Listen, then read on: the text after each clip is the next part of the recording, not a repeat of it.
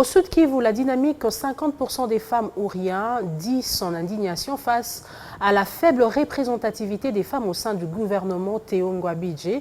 Les actrices de ce groupe de répression expriment leur consternation pour le moins de 20% des postes attribués aux femmes dans ce gouvernement. C'était lors d'une déclaration face à la presse.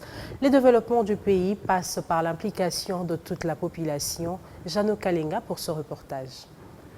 La dynamique 50% des femmes ouriens dit exprimer son mécontentement face à la faible représentativité au sein du gouvernement Théo Ngwabidje Kassi. Dans une communication à la presse, ces actrices de ces groupes de pression rapportent que la femme est moins représentée, soit 20% des postes attribués aux femmes dans ces gouvernements en dépit de luttes menées par toutes les femmes de la province provinciale. Nous avons moins de 20% de représentativité de femmes. Il y a 2 femmes. Et ça, c'est vraiment, nous nous indignons. C'est vraiment très grave. Parce que lorsque une partie de la population ne participe pas à la gestion de la chose publique, et qu'est-ce que nous allons espérer de ce gouvernement-là?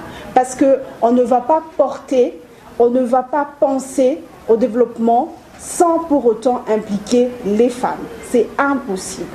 Alors, notre indignation, c'est au fait de voir que nous avons mené des luttes, pas seulement la dynamique, je parle de la femme en général.